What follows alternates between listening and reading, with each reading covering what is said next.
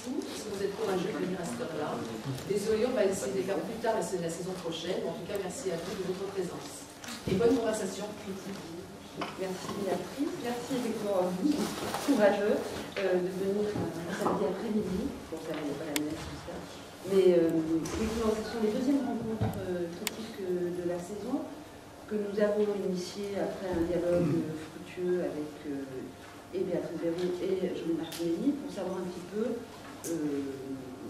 enfin pour essayer en tout cas de donner à entendre la parole des critiques, des journalistes critiques, qui ne sont pas une espèce en voie de disparition, mais voilà, qui essayent de faire vivre sur des supports et traditionnels et plus modernes, que ce soit dans la presse écrite, le net,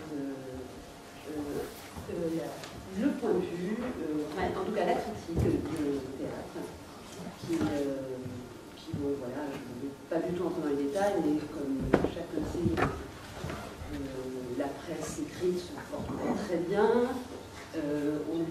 la place réservée à la critique dans les journaux du temps, non pas à disparaître, en tout cas à s'amuser, mais bon, voilà. Et plutôt que de rester dans l'attente, l'idée de ces conversations critiques que nous avons initiées maintenant il y a 2 ans,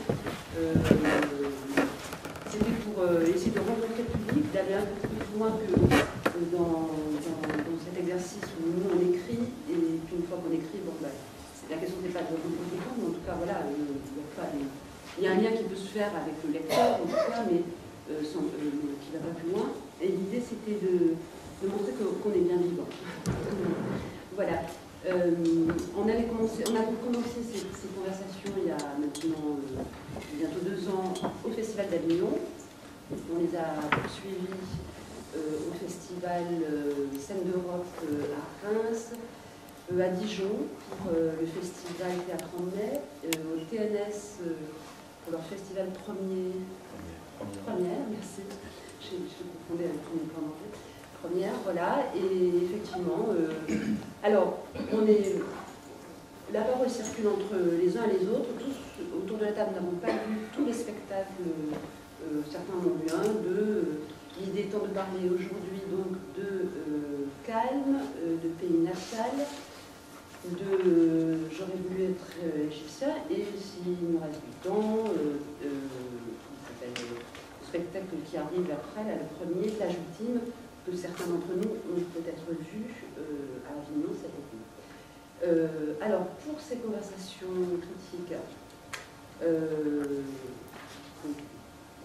René Solis, qui écrit à Libération, Manuel Piola-Soleiman, La Terrasse, Monique Leroux, La Quinzaine littéraire, Caroline Châtelet, Métro, et Jean-Pierre Anne, Les Lettres françaises. Et moi-même, je suis donc Marie-Josée Sirac, j'écris dans l'Humanité, et je suis la présidente du syndicat électrique. Je précise qu'autour de cette table, tout le monde n'est pas au syndicat. Mais justement, la volonté était d'élargir, voilà, de ne pas rester entre nous, on n'est pas dans un entre-soi en train de s'écouter parler, voilà. Calme de l'Art Lorraine, qui se joue en ce moment encore, pour quelques jours. Alors, qui se lance un petit peu? Manuel? Par hasard. Je suis à ma droite. Il faut commencer par quoi? Par dire quoi?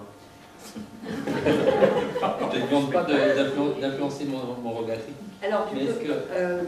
mais juste de m'orienter un petit peu sur le procédé. Le procédé. C'est juste de vivre en vrac nos impressions sur ce spectacle? C'est un peu ça. D'accord. Moi, j'ai beaucoup aimé Calme. Voilà. Ça commence bien. C'est un spectacle que j'ai beaucoup aimé parce que la chose centrale peut-être qui m'est apparue au sortir du spectacle, c'est que j'ai eu l'impression que la mise en scène de Jean-Louis Martinelli était une mise en scène en creux. C'est-à-dire que il y avait énormément de choses qui venaient et qui me parvenaient en fait et qui n'étaient pas des choses, comment dire, évidentes ou comment dire, surlignées ou des choses comme ça qui allaient dans le sens de choses attendues. Et ça m'a beaucoup intéressé, ça m'a happé dès les premiers instants. J'ai eu la sensation d'avoir affaire à quelque chose dont le temps était primordial, c'est-à-dire cette lenteur qui du début est assez, comment dire, évidente. Il y a quelque chose où, dès le début, il y a une forme de lenteur, un temps comme ça un peu qui pourrait paraître pesant, mais qui apparaît très vite comme ça. Et je me suis dit, ah d'accord, 3h15, je comprends pourquoi, et c'est bien, parce que il y a quelque chose d'une matière, d'un espace-temps théâtral qui m'a énormément intéressé dans la mise en scène de Jean-Louis Martigny. Ce temps arrêté, c'est effectivement un temps, alors que l'histoire se déroule presque dans une journée. Enfin, ouais, c'est dans une journée, et en même temps, comme Jean-Louis Martigny dans son avant-propos, c'est d'une certaine façon une construction vraiment presque, enfin c'est une construction très artificielle de l'art lorrain, puisque effectivement c'est pas quelque chose de, c'est pas une journée dont les moments, c'est pas quelque chose de naturaliste du tout. On sent qu'il y a des enjeux à chaque moment, et c'est plutôt comme une espèce de succession de moments qui rentrent dans une journée, mais tout ça c'est formel en fait. C'est quelque chose de beaucoup plus avec des sortes d'enjeux dramaturgiques et des choses qui se disent sur chacun des personnages et sur les relations à l'intérieur de cette famille qui sont, je trouve, de la part de Daphne Lorraine, pour parler de la pièce, extrêmement virtuose. C'est une pièce extrêmement virtuose, donc quelque chose aussi d'assez en creux finalement, parce que par rapport à d'autres pièces dans lesquelles il traitait aussi cette espèce de schéma dramaturgique du conflit familial, enfin pour être court, de la famille qui se disloque, qui explose. Il y a d'autres pièces qui sont beaucoup plus, comment dire, volcaniques, disons, beaucoup plus, avec des choses beaucoup plus, des face-à-face, beaucoup plus dans la colère. Et là, il y a quelque chose, c'est certainement aussi le traité de la mise en scène qui accentue ça, quelque chose d'assez apaisé, et où les choses viennent en creux, comme je disais, et qui fait appel à beaucoup de choses invisibles, en fait. C'est ça qui m'a beaucoup plu. C'est que Jean-Louis Martigny n'est pas allé dans la facilité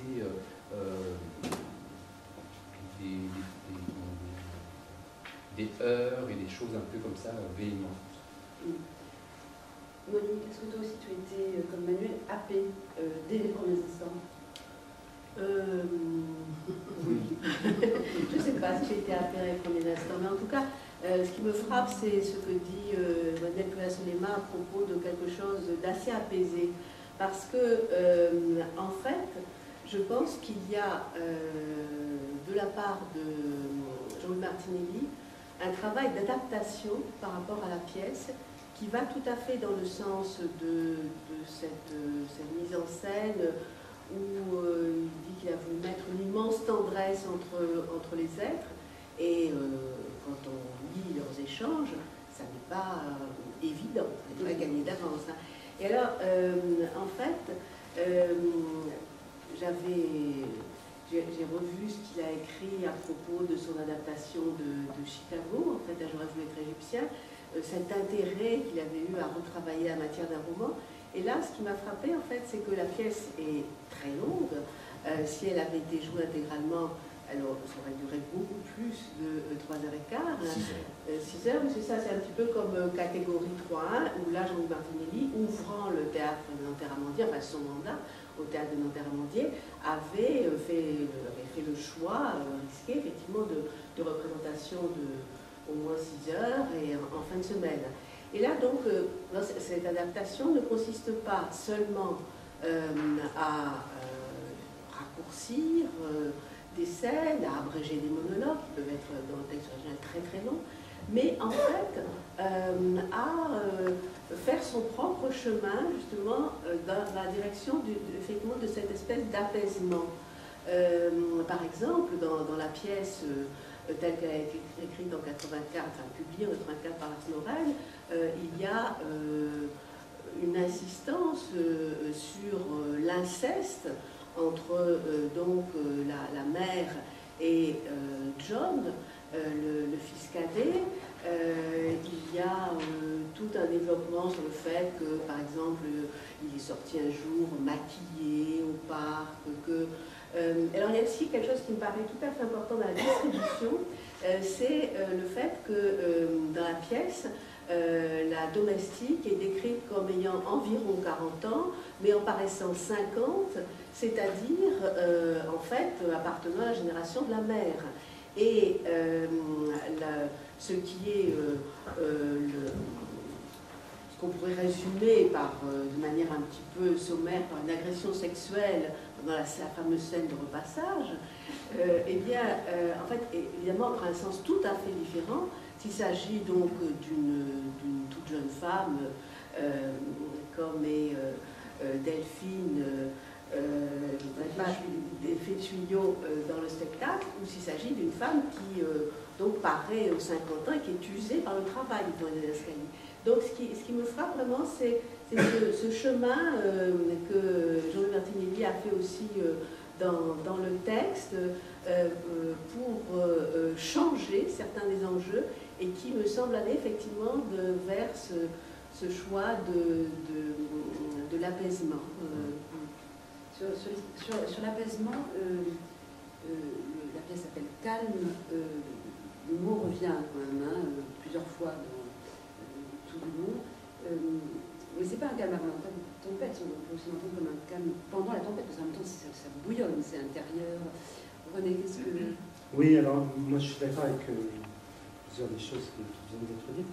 Peut-être pas tellement sur l'apaisement, justement. Je n'ai pas du tout eu la sensation de quelque chose d'apaisé. Je dois dire qu'il est quand même très très fort, hein, Lorraine, parce que c'est vrai qu'il est à la fois l'héritier, on peut dire, d'un grand, apparemment en tout cas, d'un grand théâtre naturaliste, psychologique, et on pense en particulier quand même souvent, en voyant ces pièces avec ces histoires de famille complètement déchirées, aux pièces d'Eugène O'Neill. Hein, moi j'ai vraiment lu ça, enfin, il a évidemment lu et bien lu O'Neill. Et en même temps, comme vous l'avez dit, Madeleine, c'est pas du tout ça. C'est-à-dire qu'il y a quelque chose qui est pas du tout... très vite, on se rend compte qu'on bascule dans des choses beaucoup plus étranges, beaucoup plus... le temps n'est pas un temps réaliste, y compris les rapports entre les personnages, enfin tout ça est beaucoup plus... comment dire, il y a quelque chose d'instant pulsionnel comme ça qu'on ne peut pas tellement réduire même à la psychologie au sens où on l'entend. Et le calme, moi je ne l'ai pas senti. Enfin, je trouve ce titre comme d'une certaine façon à l'image de plusieurs moments de la pièce, c'est-à-dire c'est vraiment une espèce de trait d'humour noir. C'est-à-dire que évidemment que c'est pas calme du tout. Je trouve pas que ce soit apaisant. J'en suis pas du tout sorti avec une impression d'apaisement. Je pense que le bouillonnement, il est là, il est terrible, il est épouvantable. La tendresse, oui, certainement, enfin c'est quand même des monstres, tous. Et voilà, et c'est ça qui est quand même le plus intéressant malgré tout, c'est comment, avec tout ça, il arrive à Lorraine à créer des moments d'étrangeté, de rupture, et des moments où, quand c'est souvent le plus terrible, le plus insupportable, tout d'un coup, il y a quelque chose qui fait rire. Moi, j'ai ri souvent. Il y a ces scènes, effectivement, entre Inglemar et sa mère, quand ils reviennent de l'hôpital et qu'ils discutent sur combien de temps elle a à vivre encore, question de mois, c'est terrible. Et quand il lui sort, alors qu'il a l'air totalement effondré, que lui aussi a visiblement des rapports incestueux avec sa mère, etc., quand elle dit novembre, il dit « Oh, tu t'aimeras peut-être jusqu'à Noël ». Et c'est ce genre de mots qui sont... Enfin, c'est d'une cruauté invraisemblable. Et c'est quand même ça qui est formidable, c'est-à-dire qu'on tout le temps, on se retrouve, y compris quand on croit être pris dans une espèce de progression comme ça, de suspense psychologique, on est désarçonné, il passe à autre chose, etc. Et donc je trouve que ça, la mise en scène, effectivement, le fait très bien entendre. Et effectivement, elle est en creux, vous avez dit, oui, il y a quelque chose d'un certain retrait. On a l'impression qu'il laisse très bien le texte respirer.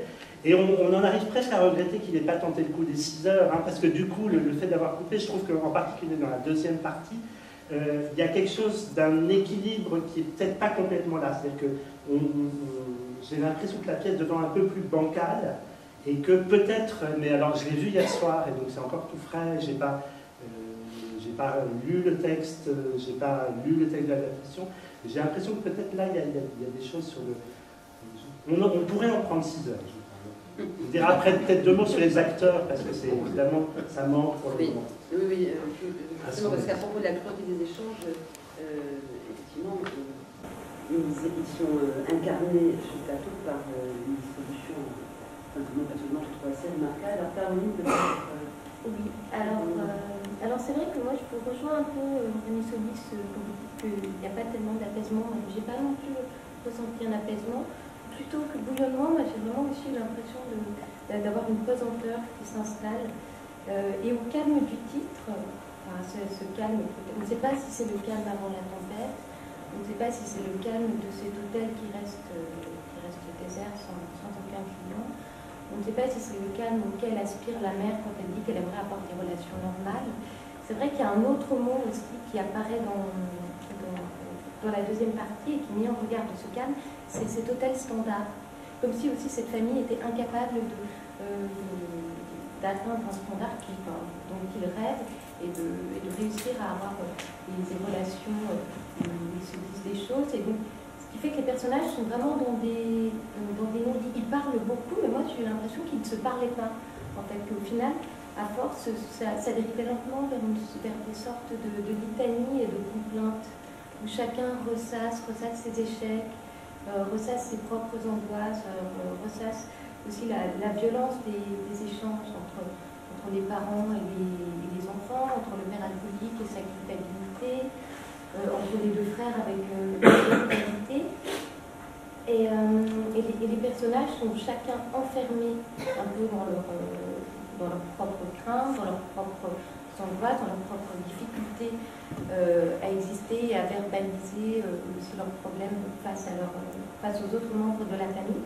Et de la même façon, chacun des personnages a un jeu propre. Moi, c'est vrai que ce spectacle, je suis peut-être j'ai moins adhéré, je pense, que vous, au vu de ce que j'en entends actuellement. Et j'ai trouvé que les comédiens ne jouent pas forcément ensemble. Alors après, je l'ai vu au début, donc peut-être que ça commence à bouger. Mais j'ai trouvé par exemple que Jean-Pierre Daroussin était extrêmement monolithique. Alors après, c'est ce personnage, mais c'est une pièce qui est longue, avec beaucoup de texte. Et aussi, quand on a les 2 autres comédiens, Alban Guillon et Nicolas Pierson, eux, ils sont sur d'autres registres de jeu, où, avec quelques petits moments d'emphase, quelques coquetteries. Et j'ai trouvé que ça ne fonctionnait pas tellement, en fait, par rapport qu'il n'y avait pas de jeu d'ensemble. Voilà. Alors après, par rapport au dispositif scénographique, c'est extrêmement imposant quand on voit ce dispositif. J'ai trouvé qu'il prenait peut-être un peu plus d'intérêt dans la deuxième partie par rapport au jeu, à la création lumière, et puis aussi à partir du moment où il s'efface. Mais pendant la première partie, je me suis demandé même s'il n'écrasait pas un petit peu les comédiens. C'est-à-dire qu'on a vraiment l'impression de personnages qui sont totalement statiques, qui sont incapables d'échapper à eux-mêmes et d'échapper à leur vie. Voilà. Jean-Pierre ? Oui, c'est difficile de parler après de tous, puisque je suis à peu près d'accord dans l'ensemble. Alors, cela dit, quand même, pour être en désaccord, essayer de parler de manière un peu décalée par rapport à tout ça, je trouve qu'en revanche, le titre est tout à fait juste et tout à fait intéressant. Parce que je pense que dans ce spectacle, tout fonctionne sur des paradoxes. Alors effectivement, le calme nous renvoie au bouillonnement, à tout ce qui est extrêmement violent, mais il y a les 2 aspects qui apparaissent dans le spectacle. De même qu'il y a, nous avons 4 personnages principaux, de côté la bonne, la serveuse.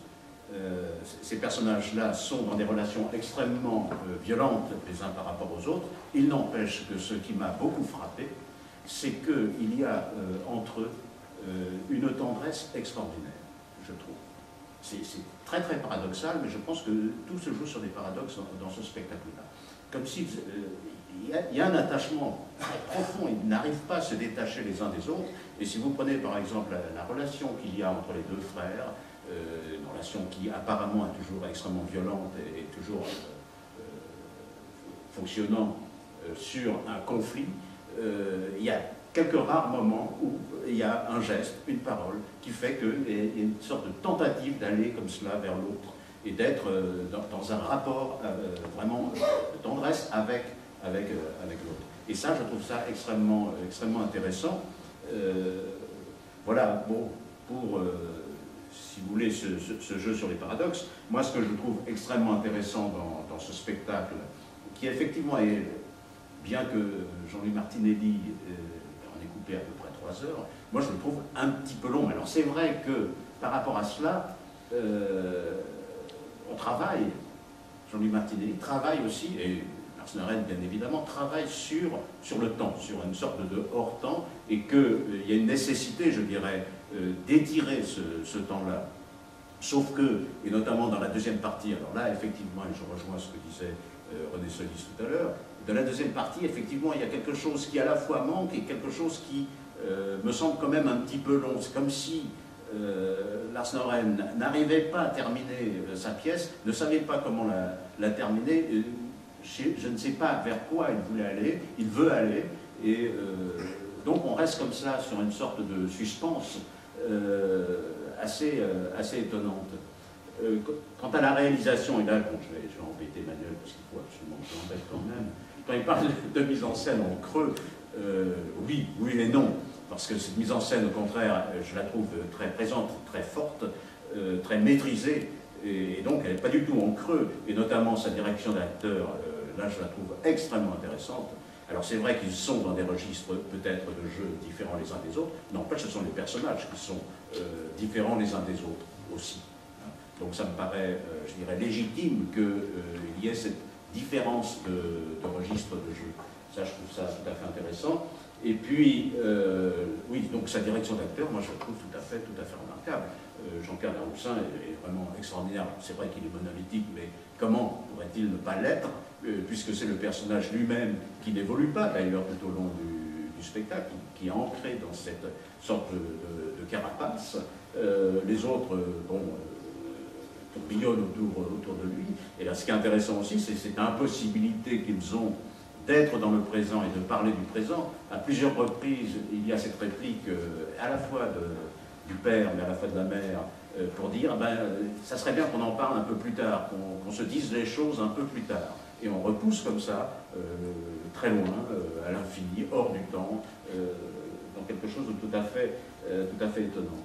Alors en même temps, quand je parlais de la longueur du temps, de ce temps qui s'étire, cela dit, il y a tout au long de ce spectacle quand même, je dirais, au niveau du rythme, quelque chose de tout à fait sinusoïdal. Il y a certains moments dans la deuxième partie qui nous font penser, enfin, qui m'ont fait penser en tout cas, à du Strindberg, carrément. Et là, ça devient extrêmement violent, et puis tout, à nouveau, semble s'apaiser. Je dis bien semble parce que ce n'est pas le cas, il y a toujours quelque chose qui parcourt l'ensemble. En tout cas, moi, je trouve ça, ce spectacle tout à fait intéressant. Oui, et puis, ce que disait Manuel par rapport à la famille qui se disloque, mais c'est une famille qui n'arrive pas à se disloquer.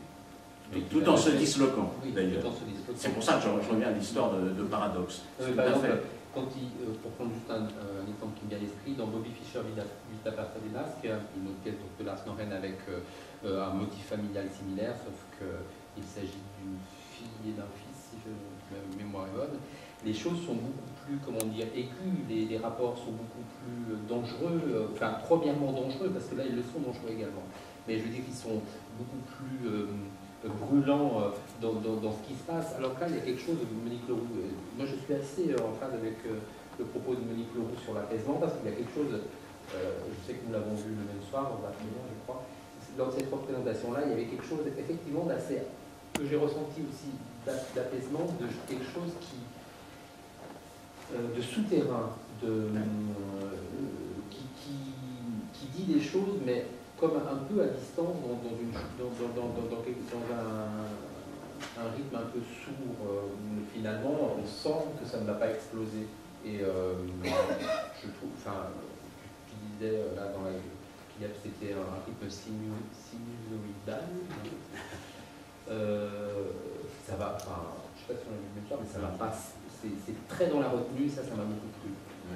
Alors, oui, pour en venir à cette notion donc d'apaiser, d'apaisement, je pense que, enfin, c'est pas du tout apaisant pour le spectateur. On en sort absolument. Enfin, si les personnages vont vers une espèce d'apaisement, c'est pas du tout apaisant. Ça c'est pas mais je pense que, en fait, il y a parfois dans les programmes des textes qui sont tout à fait convaincants. Hein.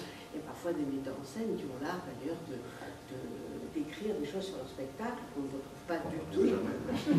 Mais ce n'est pas du tout le cas ici. Mais quand j'ai lu donc, ce qu'écrivait Jean-Louis Martinelli, en particulier ce texte qui se termine par position éthique et joyeuse, comme j'avais lu la pièce auparavant, je me dis mais comment c'est possible d'écrire tout ce texte en fait, vu la violence incroyable des rapports tels qu'ils sont écrits. Et je reviens, parce que ça m'a beaucoup frappé, sur cette scène, alors, dont les Didascalies disent qu'elle est peut-être réaliste ou fantasmée, enfin en tout cas il y a des répliques qui sont échangées entre la mère et John, qui prévoient une scène assez hard d'inceste sur le plateau. Et donc, je me suis demandé justement comment Jean-Louis Martinelli donc, pouvait écrire ce texte vu ce que j'avais lu dans la pièce. Et il me semble effectivement que ce texte est inspiré, alors je ne connais pas du tout Jean-Louis Martinelli personnellement, est inspiré par, comme ça, comme s'il s'agissait d'un parcours analytique.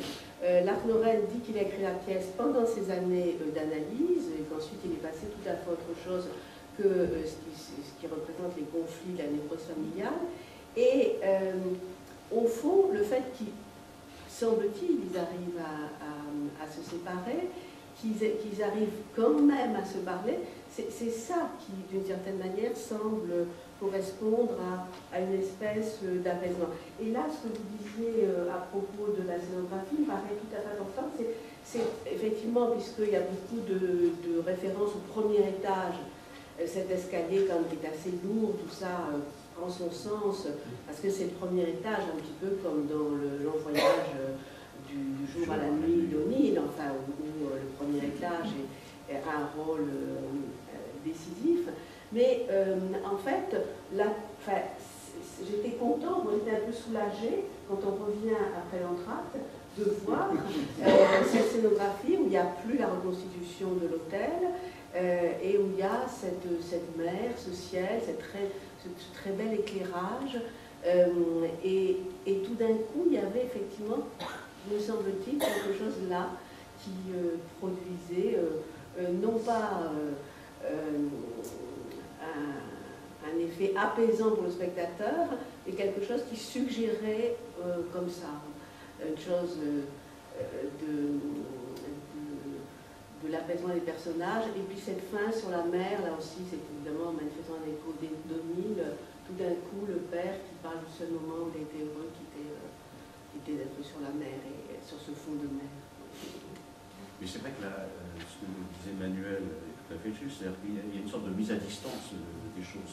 On revient d'ailleurs à la dimension analytique dont parle Monique Leroux, et c'est vrai qu'il y a comme ça une mise à distance de tous ces événements. Alors là, il faut peut-être préciser qu'effectivement, c'est une pièce qui est très nettement autobiographique.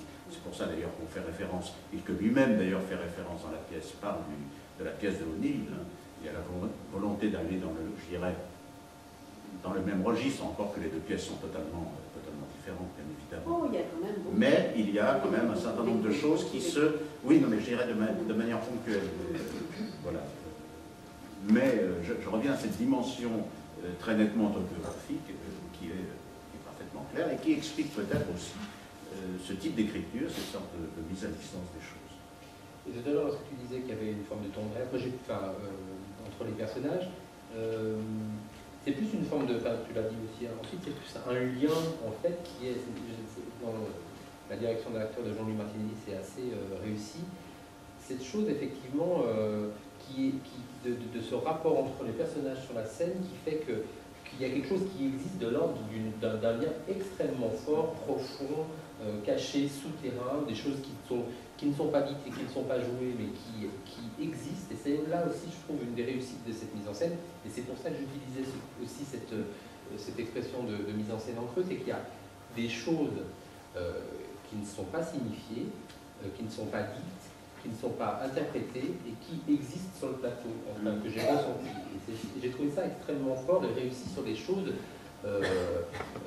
peut-être est-ce mon imaginaire aussi qui projette des choses sur cette pièce-là, mais je pense que c'est aussi l'une des réussites de ce spectacle, c'est de se proposer aussi comme un espace de projection pour les spectateurs, c'est-à-dire qu'effectivement, on a tous en nous des choses de notre histoire familiale, de rapports potentiellement conflictuels avec sa famille, et qu'il y a des choses qui se jouent, qui peuvent aussi peut-être pas se résoudre, mais du moins avancer dans l'esprit de chacun sur des choses, sur des choses que l'on voit sur cette famille-là.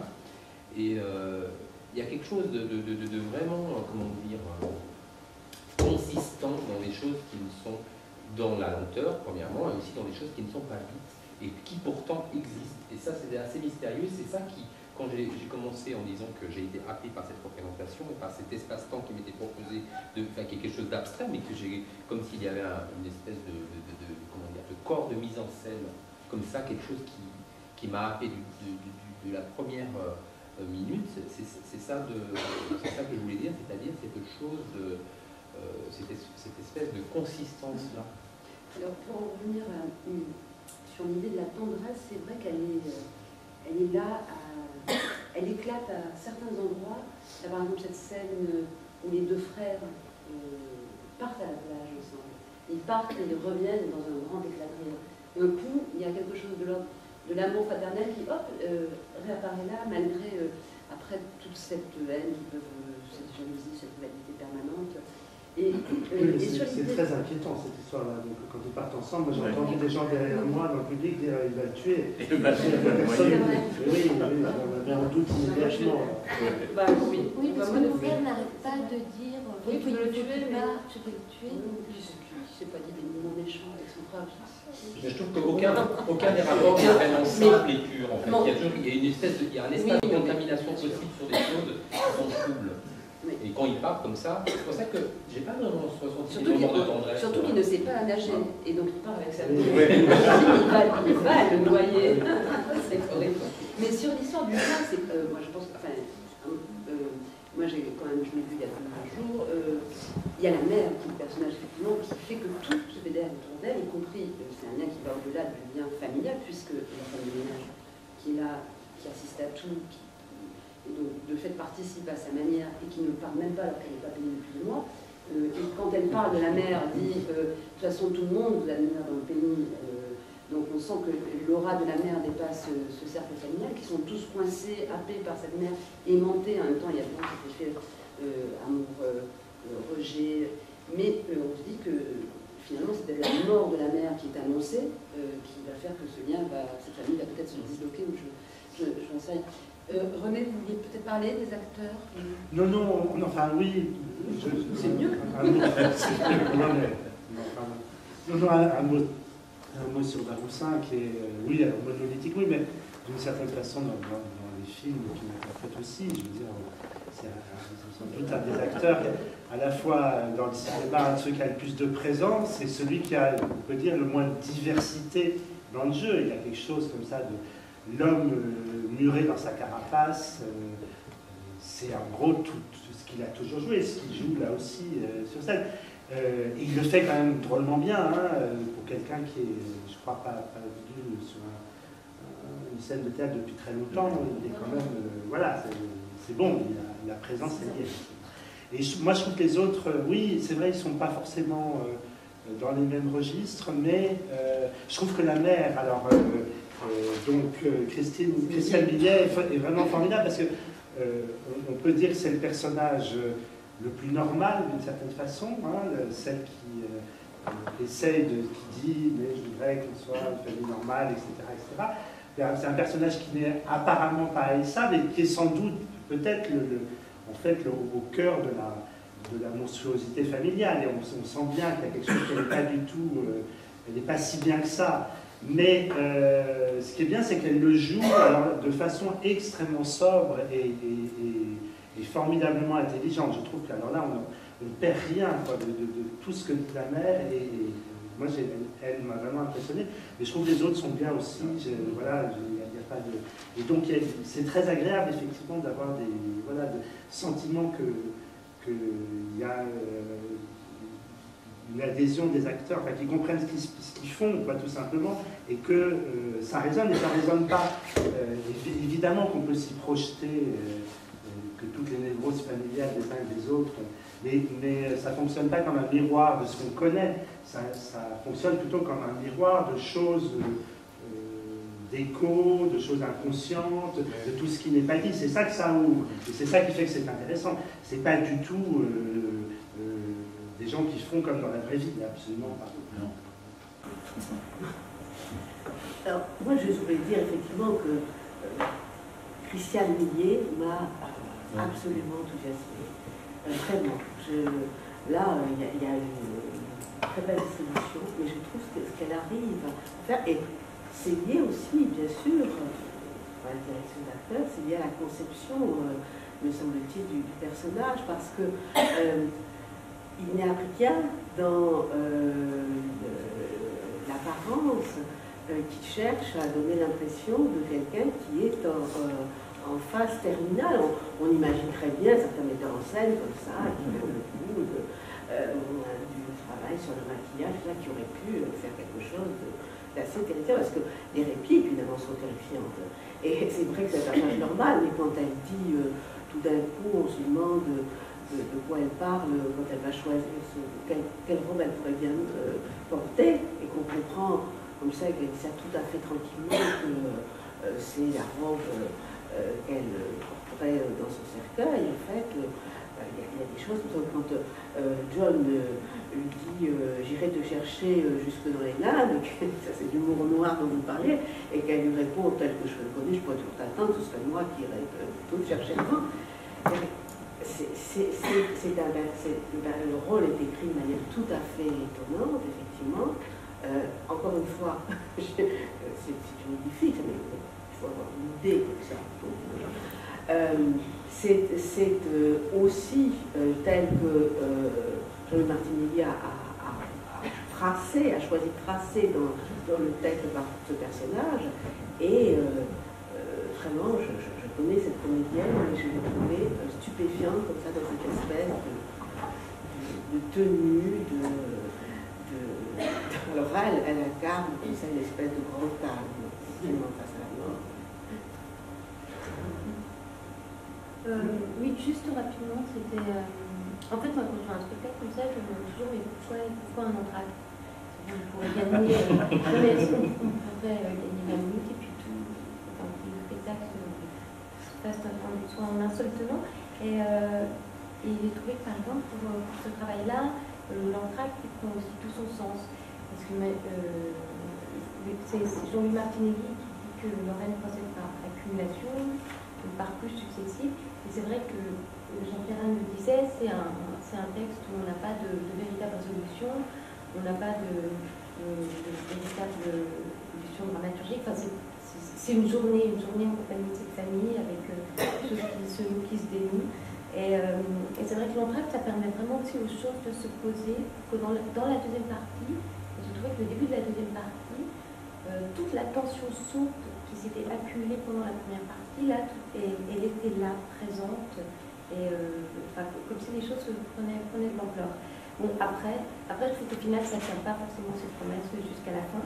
Et peut-être que, justement, ce que Jean-Pierre dit sur le fait qu'il ait coupé aussi le texte, peut-être qu'il y a quelque chose qui manque de ce côté-là dans la structure.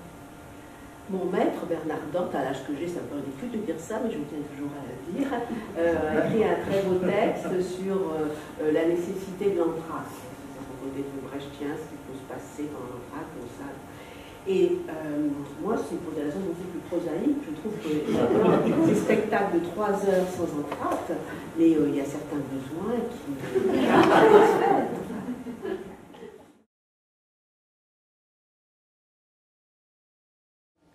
Donc, Pays natal, une création collective, vivement inspirée des œuvres de Dimitri Hadid dans la production de 2011. Voilà, qui se joue ici. C'est-à-dire qu'on est assis sur le décor des Pays natal. Un décor assez simple. Et enfin, non, mais c'est vrai que quand on sort de Cannes, nous, on est pas écrasé, mais en tout cas, on est impressionné devant le décor. Et voilà, et c'est un... Voilà, moi, c'est un spectacle que j'ai beaucoup aimé. Je suis allée voir en ne sachant pas très bien ce que j'allais découvrir. Je n'avais pas vu. En tout cas, moi, personnellement, je procède plutôt comme ça. Je dis rarement à ma camarade qui elle est très sérieuse. C'est-à-dire que j'ai le temps, j'ai la distance aussi. Hein, je serais bien incapable de décrire pour un petit et un jour.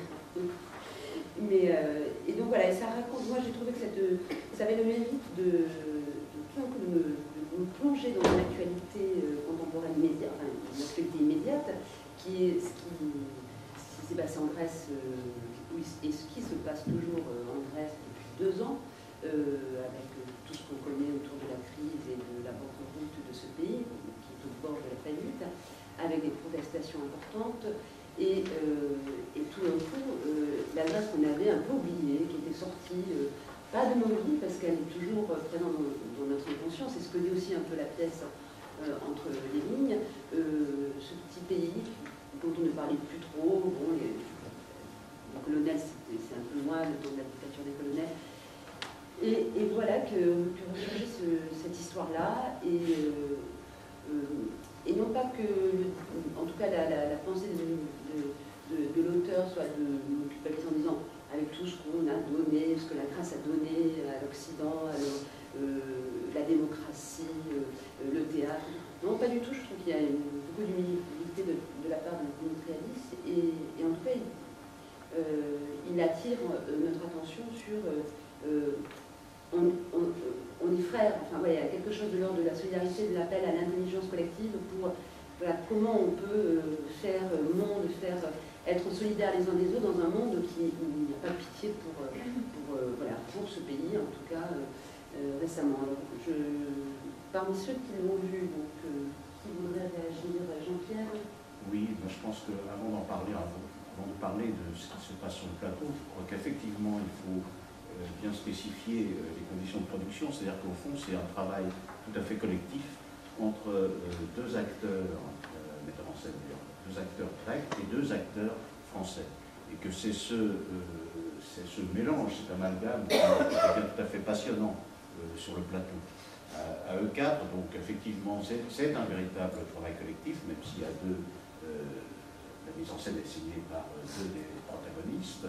Et alors, ce qui est intéressant, et pour rattacher, je dirais presque au spectacle précédent, Calme, je dirais qu'il y a effectivement quelque chose qui est très calme, qui se passe sur le plateau, parce qu'on pourrait être très vindicatif sur l'actualité de la Grèce aujourd'hui, sur ce qui s'y passe, ou ce qui ne s'y passe pas, ou comment on considère la Grèce. Or, pas du tout, tout ça est fait avec beaucoup d'acuité, bien sûr, mais je dirais, il n'y a pas une revendication violente, justement. C'est un spectacle qui se déroule vraiment, et Marie-Josée disait qu'elle avait perçu cela de manière jouissive, et c'est vrai que du coup, il y a quelque chose qui passe du plateau au spectateur qui est vraiment tout à fait, comment dire, non pas apaisant, c'est pas vraiment le terme, mais qui est tout à fait intéressant, qui est tout à fait, je dirais presque fraternel.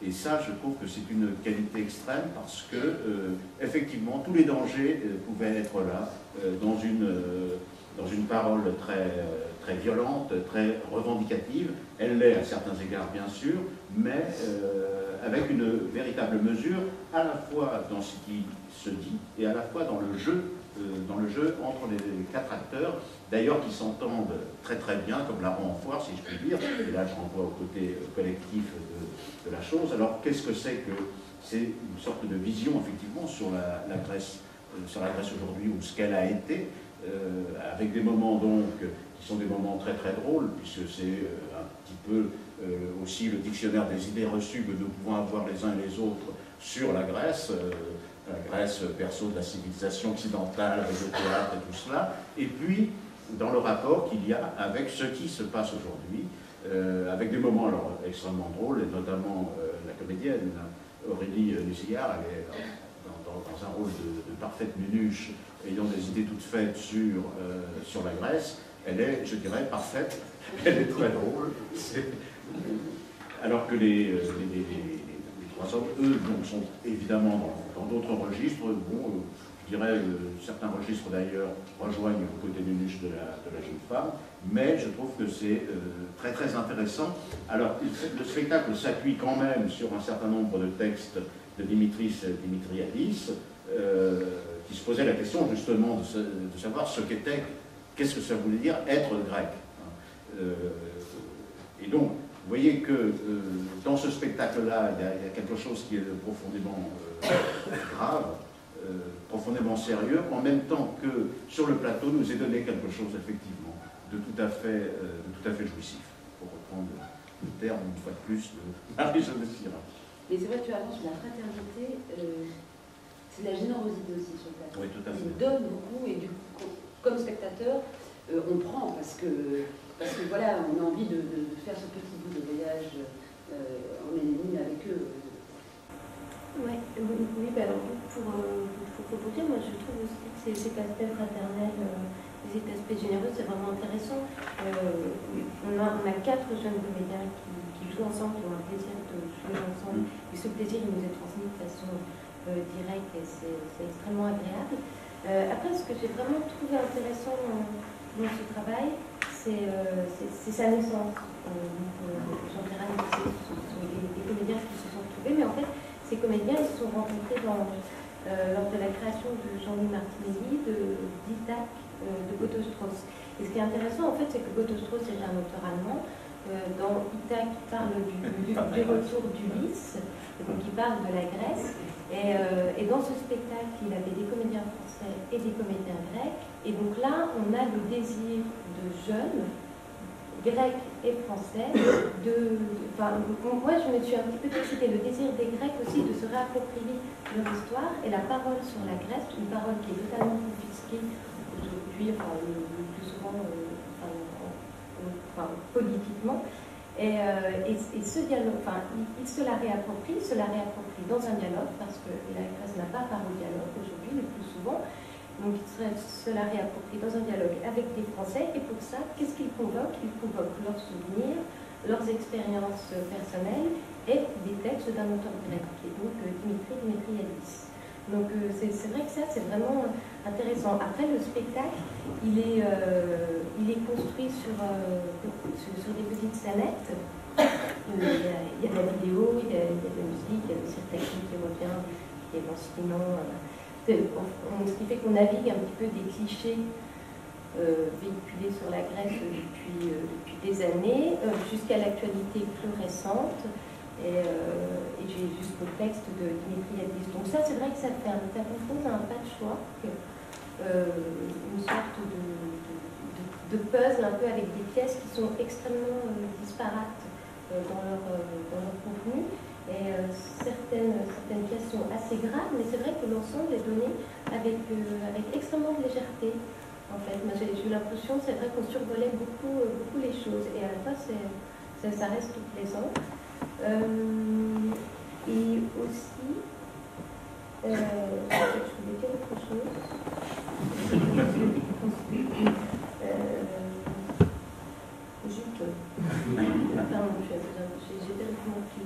C'était sur la construction.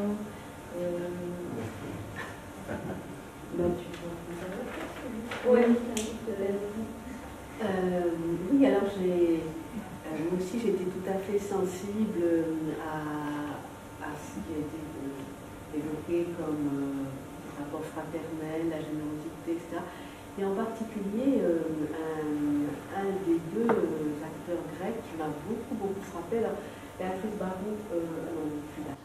Peut-être quelqu'un pourrait dire, je ne sais pas si c'est Dimitris Daskas, c'est-à-dire celui qui a participé à la mise en scène, ou l'autre. En fait, il y a un des deux acteurs grecs qui a une espèce de regard comme ça, d'une intensité, sur le public, puisque c'est dans cet espace-là, et vraiment, j'étais tout à fait touchée par cette gravité légère, au fond, qu'il avait. Vraiment, enfin, ils ont tous les cas très bien, mais lui m'a vraiment... Alors, j'aurais une petite réserve, justement, sur le personnage d'Aurélie Musillard. Bon, alors comme c'est une création collective, elle a choisi, accepté de jouer ce personnage de bout en bout. Je trouvais puisque justement, vous parliez avec le type de patchwork, etc., il y a des changements dans les rôles. Ici, ils sont pas assignés, les autres, comme ça, à un type de personnage, et ça c'est aussi très plaisant de voir des acteurs passer différents registres. Et elle est de bout en bout la nunuche de service. Parce que c'est une femme. Ben, c'est parce que c'est une femme, bien sûr, parce que c'est une femme. Et ça, j'ai trouvé ça un peu répétitif, un peu lassant. Voilà, c'est la seule réserve que j'aurais par rapport. Même si elle est très contente, je sais pas. Ah oui, il faut voir les cheveux. Après, il est vrai que moi aussi, le côté, le fait qu'elle soit potiche de bout en bout m'a un peu agacée. J'ai juste retrouvé ce que je voulais dire. Oui, en fait, ce que je trouvais aussi intéressant dans ce spectacle, c'était son rapport à l'actualité, parce qu'il a donc été créé en 2011, et donc de sa création, il a joué à Toulon. Et c'est vrai qu'en 2011, c'était aussi une période où il y avait énormément de manifestations en Grèce. Et donc là, reprenant ce spectacle, il y a un moment dans le spectacle où en fait ils disent en 2011 on parlait des manifestations, mais aujourd'hui il n'y a plus rien. Donc il y a eu aussi un travail de l'équipe sur l'actualité et sur l'évolution de la situation. Donc ça c'est vrai que c'était intéressant. Il y a d'autres choses que j'ai trouvées un peu moins subtiles, comme par exemple le moment de dénonciation de la corruption, où on a une sorte de dialogue entre les quatre comédiens qui s'interpellent sur des choses diverses. Et si on connaît Yanis ou Cocos, on obtient des passe-droits. J'ai trouvé que c'était une façon un petit peu lourde Mais je crois que c'est tellement vrai. Je crois que c'est tellement vrai que moi je m'adresse à lourd. Je trouvais que c'était très drôle mais je pense que ça a été la réalité. Oui, mais en même temps, c'est extrêmement la corruption, elle se fait à tous les étages de la société grecque. Et effectivement, tu connais pas Yanis, mais tu connais Yorgos. Et bon, ok, là c'est bon, tu peux construire ta maison face à la plage, sur la plage. Non, ce qui est intéressant, c'est qu'en fait, il faut prendre ce spectacle comme un geste. Voilà. Voilà. Parce que c'est dans sa brièveté même, le spectacle dure 1 heure à peu près, et voilà, on reçoit ça. Et voilà. Alors, je rejoins un petit peu, parfois justement, il y avait un certain problème de point de vue. Par exemple, il y a un enregistrement, il y a une projection donc d'une vidéo du père d'un des acteurs grecs. Je pense que c'est le metteur en scène, le comédien. Alors le comédien en scène, va me dire, c'est celui qui m'a tellement fasciné. C'est le père de Dimitri. C'est le père de Dimitri. Donc c'est lui dont je parlais tout à l'heure. Et alors je ne sais pas du tout comment ça s'est fait. Mais c'est très curieux la manière dont cette intervention se déroule. Voilà, en fait, elle peut provoquer un certain malaise ou une incompréhension si on ne connaît pas les rapports entre la Grèce et l'Allemagne. Et effectivement, politiquement et rétrospectivement, on peut entendre le fait que l'Allemagne, qui a saccagé ce pays, n'a jamais remboursé quoi que ce soit à la Grèce, qu'ils se soient posés comme les redresseurs de tort, faisant des grands discours d'éthique et de morale et économique à l'adresse en la crise en 2010. Et donc ce père, et en même temps la diaspora grecque, elle est les environnements, mais il y a beaucoup qui vont en Allemagne travailler. Et effectivement, c'est troublant ce que dit cet homme-là dans son rapport aux Allemands, à la langue. Et donc, son rapport aux Allemands lui fait parler de son rapport à la langue, au grec ancien et au grec moderne qui parle, et avec sans arrêt un décalage entre les Allemands qui parlent le grec ancien, que eux ont totalement oublié. Donc c'est assez troublant, c'est assez... et ça dit ce pays qui n'est pas une nation, enfin, comme si quelque chose du sentiment national n'existait pas encore, et que tout d'un coup, peut-être, cette crise-là, si elle peut avoir oui, une vertu, c'est tout d'un coup de leur avoir donné conscience qu'ils sont quand même une nation. Alors ça par rapport à, excusez-moi, ça par rapport à l'Allemagne, c'est pas tellement ça qui m'a amené à m'interroger sur le point de vue, sur la manière dont l'entretien avait été monté, etc. Par exemple, quand il parle du Parthénon, mais c'est pas la fin, je crois, mais oh oui, ça fait je sais pas combien de temps que j'y suis pas allée, mais on parle de l'exposition. Ah non, je suis pas allée.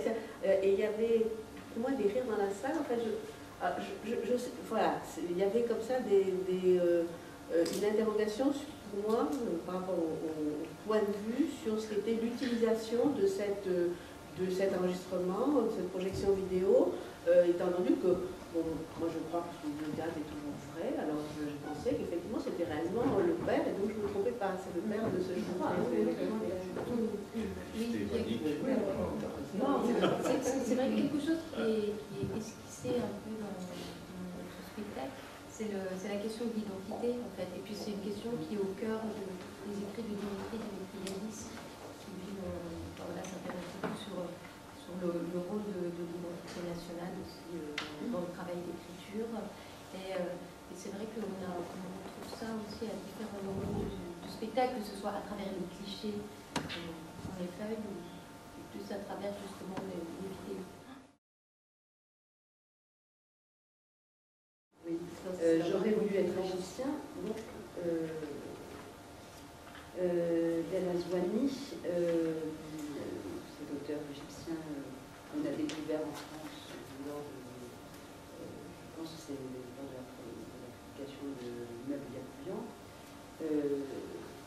J'aurais voulu être égyptien et tiré de Chicago, de ses romans. Martinelli l'a joué ici une première fois, puis ce spectacle est parti en Égypte cet automne, ce qui est assez intéressant parce que d'un coup le spectacle est confronté au public égyptien, au regard d'hommes et de femmes qui depuis 2 ans vivent quand même une situation extrêmement mouvementée avec des rebondissements, et donc c'est assez... Et je crois qu'ils sont revenus extrêmement enthousiastes et de l'accueil qu'ils ont reçu et de ce qu'ils ont, et de l'échange qui s'est vraiment créé autour du travail. Peut-être René, tu l'avais vu... Moi je l'ai vu à Casson, donc j'essayais, pendant que tu parlais, de remobiliser les images et les souvenirs. Non, mais je me souviens pas forcément des détails, mais je me souviens surtout que donc c'est une adaptation de Chicago, d'un roman, et je me disais, mais en fait c'est le spectacle le plus américain que j'avais fait Jean-Louis Martinelli. Et quand je dis américain, je pense à la structure même du spectacle et tel qu'il est conçu, c'est-à-dire que il y a un modèle qu'on retrouve dans le théâtre américain, dans le théâtre nord-américain, parce qu'on retrouve ça beaucoup aussi chez les Canadiens, chez des gens comme Wajdi Mouawad en particulier, c'est-à-dire la capacité, et ce que je vais dire n'est pas du tout péjoratif, à faire du théâtre un peu comme on fait des sitcoms à la télé, c'est-à-dire en prenant, en l'occurrence, des personnages, des histoires, on les fait se croiser les uns les autres, et on raconte à chaque fois à des petites scènes une histoire, et voilà, ce croisement et tout entretient un suspense. On a des personnages qu'on retrouve à un moment, qu'on perd, qu'on attend de revoir, et voilà. Et cette construction-là du spectacle fonctionne remarquablement bien avec le livre d'El Aswany. Et donc j'ai trouvé qu'il y avait là, et je pense aussi à un spectacle qu'avait fait Catherine Marnaz avec le livre de Nancy Houston, qui était aussi une histoire de famille à travers des générations, comme ça, où il y avait cette même structure-là, de scénettes qui construisent l'une après l'autre une histoire, et chacune fonctionne par elle-même, et en même temps on attend la suivante. Donc c'est un spectacle extrêmement plaisant à suivre, et en même temps, et ce qui fait que c'est un peu plus que de sitcom bien faite, c'est qu'il y a derrière l'écriture d'El Aswany, et il y a quand même une formidable capacité à faire vivre, à faire exister des personnages. Et donc, à la lecture du livre, on les voit, ils sont là, tout ce milieu des exilés égyptiens de Chicago. Et là, d'une certaine façon, les acteurs, ils ont qu'à se mettre dans le costume. C'est-à-dire qu'il y a quelque chose qui est un travail comme ça, de caractérisation des personnages et des situations qui est déjà dans le roman et que Martinelli a extrêmement bien exploité, si je puis dire. Donc c'est un spectacle qui marche très bien et qui est en même temps extrêmement accessible. Et encore une fois,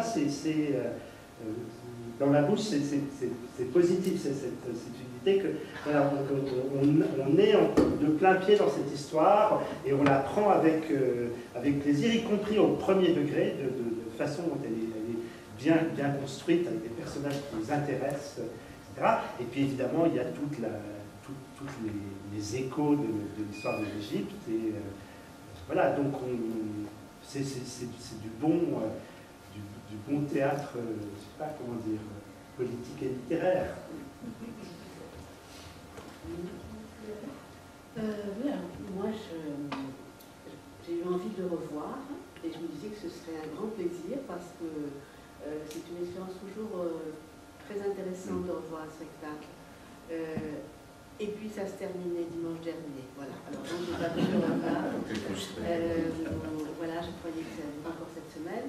Et je me rappelle que j'avais été frappée par effectivement, René Solis a dit c'est du bon théâtre politique et littéraire. Il y a une véritable virtuosité, je trouve, dans la manière de conserver certains des dialogues du roman, ce qui correspond à des temps de récit qui sont pris en charge par tel ou tel personnage, et puis le journal du, on va dire, du protagoniste, encore que justement l'adaptation supprime un certain nombre de personnages, bon, c'était inévitable, mais cette circulation, cette prise en charge par des acteurs donc, qui sont en permanence sur le plateau, comme un peu dans une position de répétition avec les vêtements. Alors c'est vrai que c'est devenu quelque chose d'assez souvent pratiqué, mais la manière justement dont il changeait de registre, il passait donc du journal, du récit et puis de l'échange, de dialogue, grâce à cette adaptation, en fait, ça m'avait beaucoup frappé. C'est pour ça tout à l'heure que j'y faisais référence justement comme un bel exemple d'adaptation de roman et quelque chose qui, dans le cas, me correspond véritablement aussi à une adaptation qui n'est pas seulement une manière de raccourcir le texte. Jean-Pierre. Oui, moi aussi je l'ai vu l'année dernière, et donc j'en ai un souvenir relativement vague. Cela dit, je suis complètement d'accord avec ce qu'a dit René Solis, effectivement, au niveau de la structure du spectacle, une structure effectivement qui renvoie d'ailleurs à Wojciech Howard ou à Nancy Houston, mise en scène par Catherine Marnas, d'ailleurs, lesquelles faisaient penser beaucoup d'ailleurs également à Wojciech Howard. Alors c'est vrai que ça fonctionne très très bien au niveau des séquences, encore que là aussi, et ça c'est, je dirais, c'est le revers de la médaille de tout spectacle qui fonctionne comme cela par séquence, à savoir qu'il y en a qui sont extrêmement réussis et peut-être un petit peu moins réussis. Donc voilà, mais dans l'ensemble ça fonctionne parfaitement bien. Et surtout, bien évidemment, il faut en venir au fond, au sujet, à savoir que ça raconte effectivement l'histoire actuelle de l'Égypte. Alors ça, c'est une manière de procéder qui est, me semble-t-il, et pour autant que je la connaisse, pas mal de textes littéraires égyptiens. Je pense notamment à ce roman, j'ai oublié le nom de l'auteur, ça j'en ai pas me souvenir, mais qui s'appelle Taxi, dans lequel il y a l'auteur parle avec les chauffeurs de taxi à chaque fois qu'il prend le taxi, et donc tout ça forme un formidable tableau de la situation du pays, je vais dire, de la Grèce, pardon, de l'Égypte. Alors cela dit, je me souviens aussi, je suis obligé de gratter un peu dans ma mémoire, je me souviens que j'avais quand même été un petit peu irrité justement par le travail de Jean-Louis Martinelli au niveau de la structure. Je trouvais que ce travail était un petit peu trop malin. C'est-à-dire que finalement, bon, ça fonctionne comment? Ben voilà, vous avez une table sur le plateau, vous avez des comédiens qui arrivent avec le texte à la main en disant qu'est-ce qu'on va faire, qu'est-ce qu'on dit, qu'est-ce qu'on fait. Alors ça, je peux dire que ça m'a irrité parce que c'est quelque chose qu'on voit au moins 50 fois dans l'année, notamment dans les spectacles des toutes jeunes compagnies. Je me suis dit, bon, quand même, Jean-Louis Martinelli a de la bouteille, il pourra faire autrement. Mais je voulais juste souligner cette chose-là. Mais cela dit, encore une fois, oui, c'est un spectacle qui fonctionne parfaitement bien. Et je comprends, d'après les échos que j'en ai eus, je comprends que ce spectacle-là ait eu effectivement une réception tout à fait forte et chaleureuse en Égypte lors de la dernière tournée. Alors, en ce qui concerne l'actualité, effectivement, c'est un spectacle qui a été créé ici en on va dire, septembre 2011. Oui, c'est ça. C'est ça, enfin, septembre ou 2017, mais en tout cas, c'était le premier spectacle de la saison.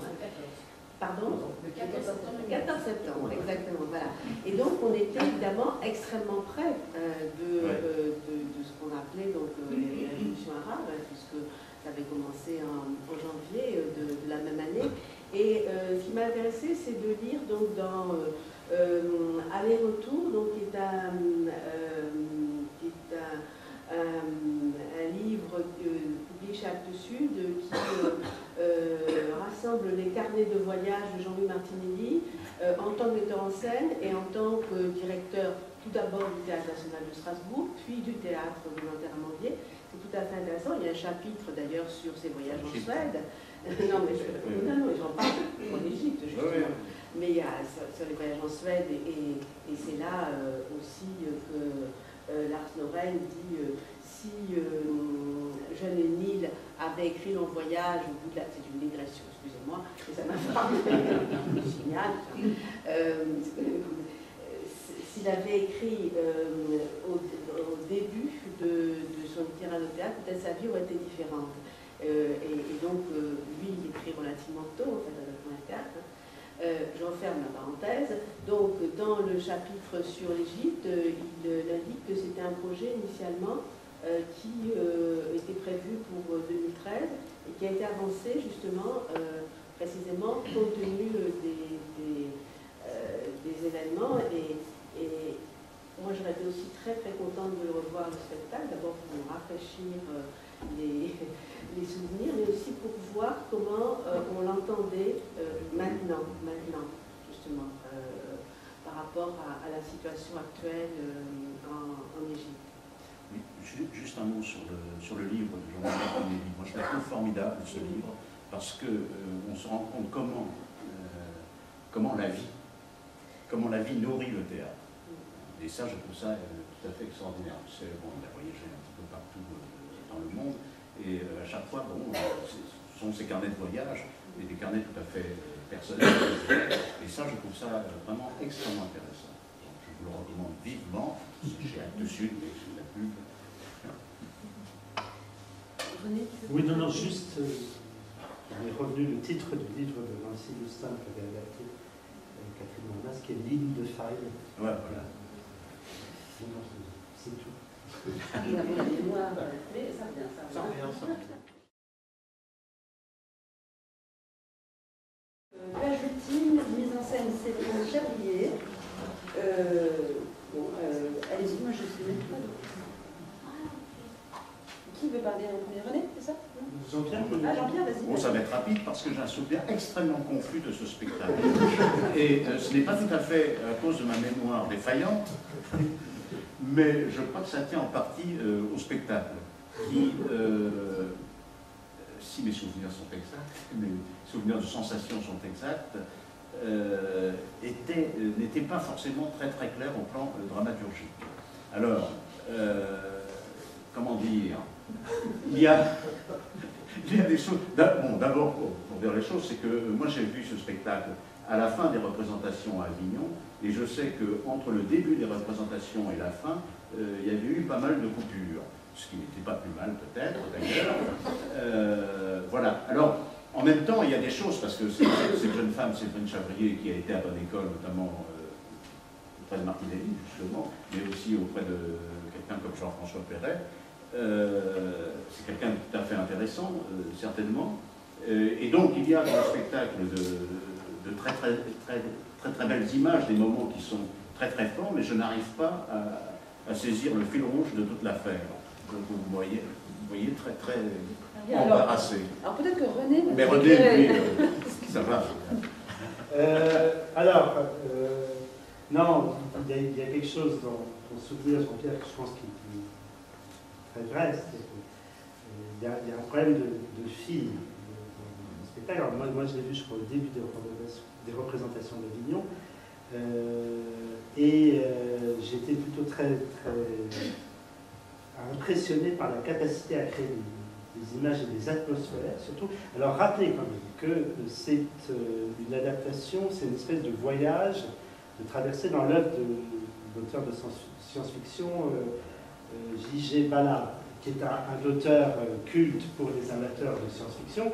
Je ne suis pas très lecteur de science-fiction, j'aime pas ça, mais je n'ai pas souvent l'occasion de le dire. Moi, je ne connais pas l'œuvre de Ballard, et j'ai eu le sentiment, en voyant le spectacle, qu'elle le connaissait très bien, et qu'elle le connaissait tellement bien qu'elle pensait presque que le fait d'arriver à trouver des images correspondant à cet univers, des images plutôt très réussies, ça se passe dans une espèce d'aéroport totalement improbable et fantastique comme ça, qui est en fait un no man's land dans un futur où on a l'impression que voilà, qu'il n'y a plus d'avions qui décollent pour nulle part et que c'est devenu une espèce d'endroit où vivent des gens, où il y a des valises qui continuent à tourner sur les rubans à bagages, mais que voilà, tout est suspendu, tout a été, je sais pas, vitrifié dans une explosion nucléaire. Et donc toute cette atmosphère-là de fantastique, et tout le travail sur le décor, la scénographie, il y a des choses vraiment très bien. Et il y a des scènes de théâtre visuel qui sont très réussies. Le début, je me rappelle, je crois que c'est un jeune garçon et une valise à bagages, justement. Il y a quelque chose, voilà, c'est plutôt beau comme ça. Mais pendant tout le spectacle, on se demande où est, oui, le fil et surtout où est l'écriture là-dedans. C'est-à-dire que comme si elle n'arrivait pas à assembler, parce qu'elle-même croit qu'elle l'a fait d'une certaine façon, quelque chose comme ça. Alors je dois dire aussi que spectacle vu au début d'Avignon, donc qui donnait l'impression, alors je crois qu'effectivement il a été raccourci, etc., d'être non fini, en chantier, je ne sais pas comment dire. Donc je ne sais pas du tout où il en est, j'imagine qu'il a été retravaillé depuis, et que donc tout ce qu'on peut dire voilà, ne remplace pas le fait que ça vaut peut-être le coup d'aller le voir, parce que, en tout cas, comment dire, il y a une espèce de dépaysement garanti pour les spectateurs, ce qui est déjà pas si mal. Voilà. Je confirme en effet que le spectacle est retravaillé là actuellement en répétition au théâtre, puisque la première a lieu le 1er février. C'est pas excusez-moi, je me présente pour ceux qui ne me connaissent pas, vous ne me connaissez pas, par deux personnes. Je travaille au théâtre, c'est pour ça que j'ai un peu mal à prendre la parole. C'est pas uniquement la traversée, oui, elle connaît parfaitement Ballard. Séverine Chavrier est une metteuse en scène, c'est avant tout aussi une grande pianiste, qui, quand elle connaît un sujet, enfin quand elle traite un sujet, elle va à fond dedans. C'est vrai qu'elle connaît Ballard sur le bout des doigts, elle a traversé son œuvre, mais en même temps, il y a aussi du Fitzgerald, il y a aussi du Shakespeare. En fin de compte, c'est comment, à un moment donné, l'homme peut se sentir terriblement seul dans la société aujourd'hui et comment on constitue actuellement des sociétés d'enfants rois. Il y a aussi cette... Et c'est vrai que ce que dit René, et ce que dit Jean-Pierre aussi, il y a beaucoup de choses, et elle est pure. Je pense que c'est peut-être de vouloir dire trop de choses. Voilà. Pardon, je ne suis pas critique. Merci de la précision. Effectivement, ça donne, comme Monique, envie d'aller le voir. Non, mais du coup, on est intrigué par la matière, par l'enjeu. Me disait Ballard. Et ensuite, la justice, Je ne sais pas pourquoi ça s'appelle plage ultime. Ça vient en italien, on dit spiaggia. Voilà, c'est ça. Et la plage ultime en italien, c'est la seconde chance. C'est une expression. Donc la seconde chance après le chaos. Exactement. Voilà. C'est une ouverture, c'est une ouverture. Oui. Voilà. Il y a un certain optimisme. Voilà. L'ultima spiaggia, scusi. Plus en italien avec l'accent, c'est fou. Merci. Merci. Bien, voilà. Écoutez, je vous propose d'en rester là. Suzanne, d'accord. Je suppose que nous allons peut-être renouveler ces conversations pour la saison prochaine, en réfléchissant à d'autres modalités pour, voilà, parce que tout ça s'est fait un petit peu, non pas à la va-vite, dans la précipitation, parce qu'on est tous très occupés, et qu'on s'est un peu rajouté dans la programmation déjà arrêtée le dernier du théâtre. Donc par exemple l'horaire n'était pas le bon, le jour n'était pas le bon, enfin bon bref, donc on réfléchit à tout ça. En tout cas, ce que je sais, c'est que les deux petites conversations que nous avons eues ont été enregistrées chez je ne sais pas dans quelle mesure le théâtre. c'est en ligne, C'est en ligne, internet, et c'est sur le site du Les deux conversations critiques qui ont lieu sont donc en filmé, enregistrées, filmées. Après, elles sont sur le site et donc avec c'est en ligne. Oui. Justement, on a vu ensemble qu'il y aurait un lien avec le site sur le syndicat de la critique. Disons que sur le site du syndicat de la critique, les vidéos sont par contre sur le site du syndicat de la critique. Voilà, et puis, alors, j'ai apporté quelques exemplaires de la lettre du syndicat, si vous voulez le feuilleter. C'est une publication, pour l'instant, il faut un numéro par an. Nous avons l'ambition d'en faire 2 numéros par an. Celle-là date de Avignon, c'est-à-dire que le syndicat remet chaque année un prix de la critique dramatique. Donc vous aurez de toute façon, vous allez trouver un petit peu la liste de tous les spectacles 2011-12 qui ont été récompensés, même si je n'ai pas ce mot-là. Voilà, puis un petit peu pour en savoir un petit peu plus sur les syndicats, les critiques, leurs livres, leurs œuvres. Bon, merci pour votre attention et à très bientôt. Merci au théâtre. Et merci.